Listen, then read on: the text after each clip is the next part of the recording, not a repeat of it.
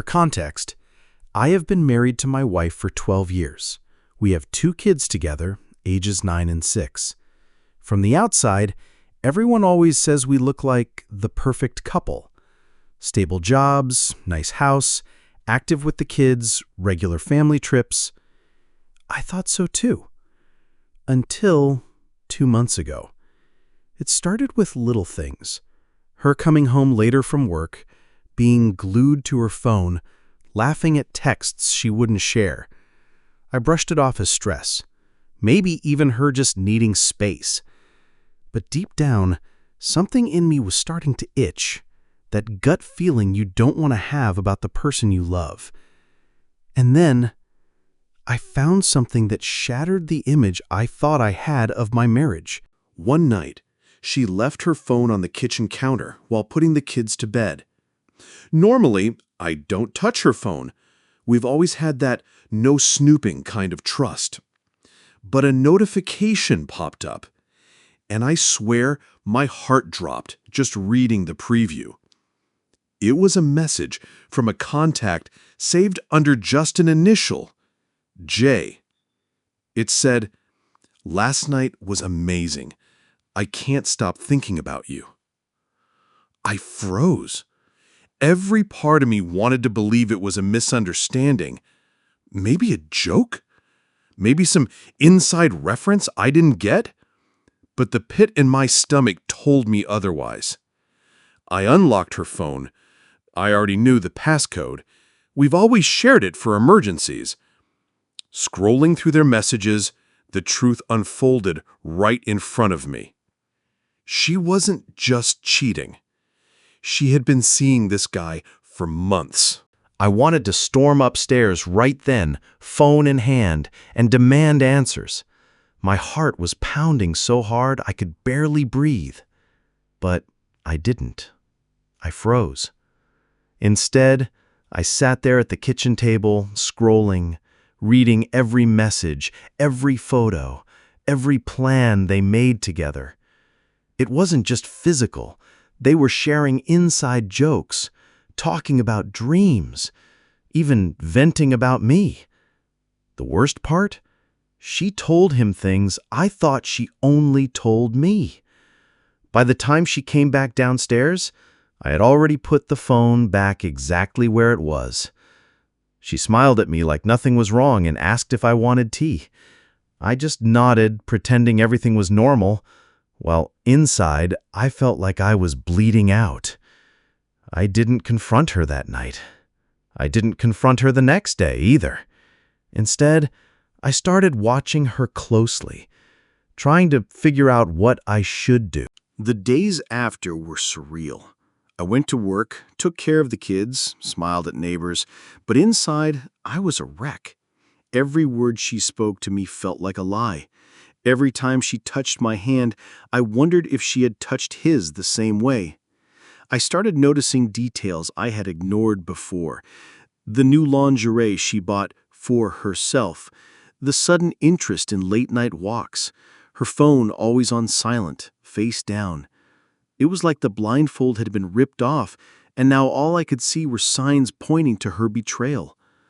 But still, I didn't confront her. Part of me wanted to gather more proof. Another part wanted to delay the explosion I knew was coming. I couldn't sleep. I couldn't eat. And yet she seemed lighter, happier, almost glowing, like he was giving her something I couldn't. That hurt more than anything else. Once I knew, I couldn't just sit back. I started noticing patterns in her schedule and quietly keeping track. She told me she had late meetings on Wednesdays. I checked her location history, something I had never done before. She wasn't at the office. She was across town, at a hotel. I checked our joint credit card statements. There were charges for restaurants we never went to together, and for rideshare trips that didn't match her story. I even caught myself going through her purse one night when she was showering.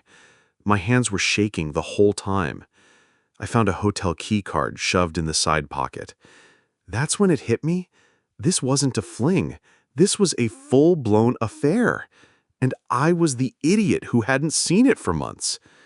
I didn't tell anyone, not friends, not family. I bottled it all up, trying to figure out what to do next, destroy everything, or pretend I never found out. It all came crashing down one Friday night. She told me she had a work dinner. I nodded, kissed her cheek, and watched her leave in that new dress she swore she bought on sale. I didn't follow her. I didn't track her. I just sat on the couch, staring at the front door after it closed. Something broke inside me that night. Up until then, I was still clinging to hope that maybe it wasn't what it looked like, that maybe I was overreacting. But in my gut, I knew the truth. She wasn't mine anymore. Not really. I poured myself a drink, then another, and for the first time in 12 years, I let myself imagine a life without her. It terrified me, but it also gave me a strange, bitter sense of relief. Because deep down, I realized the woman I thought I married was gone. The next morning, she came home cheerful, humming like nothing had happened. She kissed me on the cheek, poured herself coffee, and asked about my plans for the day. And for the first time, I couldn't play along. I couldn't pretend anymore. I gave short answers, avoided her eyes. She noticed. She asked, "Are you okay?" I almost said it. Almost threw everything on the table right there. The texts, the hotel key card, the lies. But instead, I just said I was tired. That one word changed everything. She studied me for a moment, then her face softened in this way that made me furious. Like she knew I was hurting, but not why. Like she had the upper hand because she still had her secret and I didn't. It was the first time in our marriage I felt like she wasn't my partner, but my opponent. A week later, her guard finally slipped. She was rushing to get ready for another meeting, tossing clothes onto the bed. I walked in just as her phone buzzed on the nightstand. The screen lit up, a preview of a message from him. It said, "Can't wait to see you tonight. Same place, same time?" My chest tightened. She lunged for the phone before I could touch it, laughing nervously and saying it was a work group chat. But the way her hands shook told me everything I needed to know. I didn't call her out. I just stood there, silent, staring at her. And in that silence, she panicked. She started over-explaining, fumbling with excuses. It was the first time she realized I might actually know.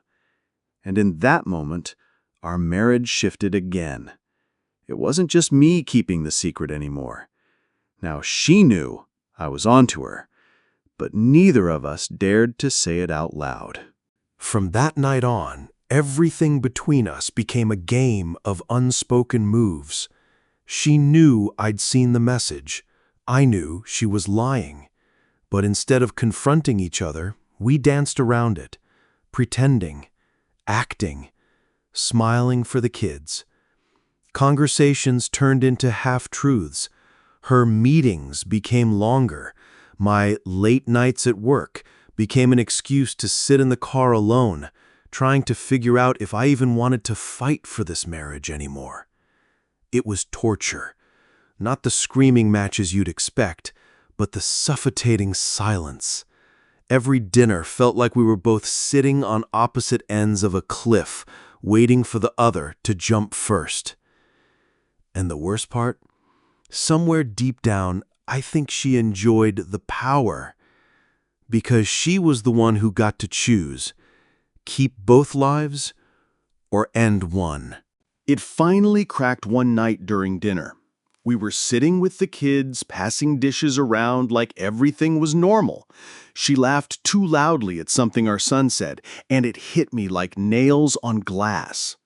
I slammed my fork down harder than I meant to. Everyone froze. The kids looked at me wide-eyed. She looked at me like she already knew what I wanted to say. For a second, the truth was right there on the edge of my tongue. Her affair, the messages, the hotel. But instead of blurting it out, I said, "I'm not hungry," and I walked out. That silence said more than words ever could. The kids knew something was wrong. She knew I was drowning in what I'd discovered. And in her eyes, for the first time, I saw guilt. Not just fear of being caught, but the flicker of guilt. It was small, but it was enough to remind me she was still human. Later that night, she came into the bedroom after the kids were asleep.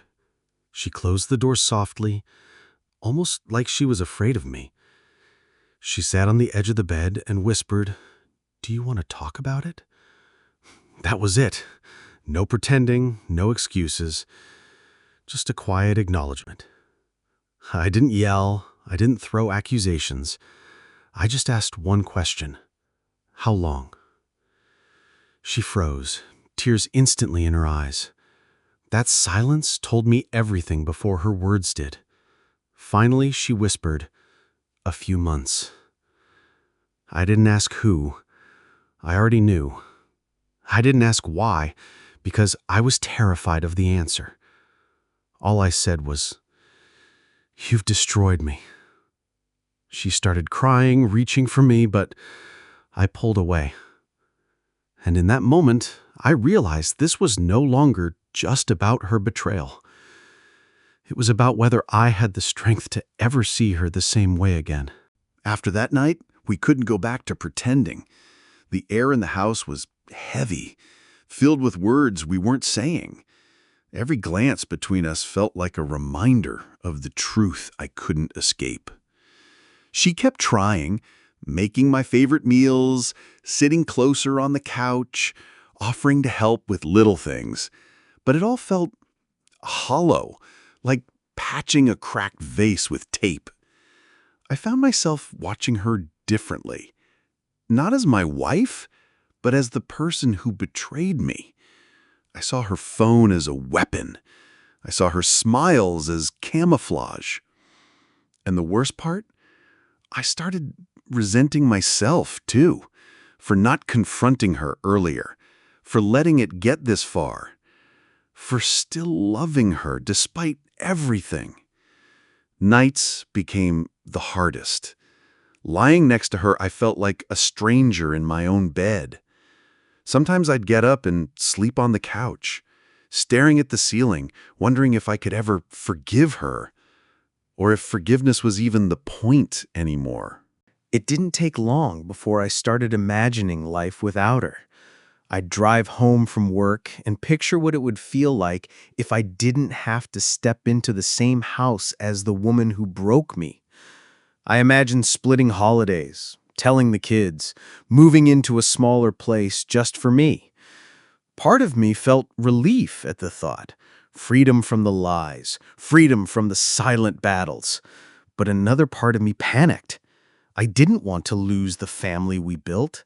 I didn't want my kids to look at me the way I now looked at her. And then there was the fear, what if leaving didn't make it better? What if I was still haunted by her face, her betrayal, even after she was gone? Some nights I'd pack a bag in my head. Other nights I'd tell myself to fight for forgiveness. The cruelest part, both choices felt like they would break me. Weeks dragged on like months. I thought time would make things clearer, but it only deepened the fog. She tried to rebuild trust in small ways, leaving her phone on the counter, checking in more often, even suggesting counseling. But trust isn't something you can glue back together like a broken vase. Every time I looked at her, I saw the cracks. My friends noticed I was distant. One of them even asked if I was thinking about divorce. I couldn't answer, because I was. Every day. But then I'd picture my kids' faces. And suddenly, the word felt impossible to say out loud. The choice hung over me like a storm cloud. Do I stay and live with the ghost of her betrayal? Or do I leave and tear apart the life we built? I kept waiting for the answer to come on its own. But the truth was, the longer I waited, the more it was eating me alive. I wish I could say there was some big, dramatic resolution, but there wasn't.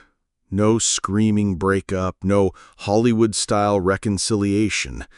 Just the quiet collapse of something I thought was unshakable. One morning, I'd packed a small bag and left. Not forever, at least not yet, but enough to breathe, to think. I told her I needed space. She cried, begged me to stay, promised to fight for us. And maybe she meant it. But in that moment, I realized something. Even if she could fix what she broke, I wasn't sure I wanted to hand her the pieces anymore. Now I'm here, in a rented apartment, staring at walls that don't feel like home. My kids ask when I'm coming back. I don't have the heart to tell them I don't know. I came to Reddit because I don't have the answers. Do people actually survive this? Do marriages really recover from betrayal? Or am I just dragging out the inevitable? All I know is this. The man who walked into that marriage years ago is gone. And I don't know if the one standing here now has the strength to keep pretending.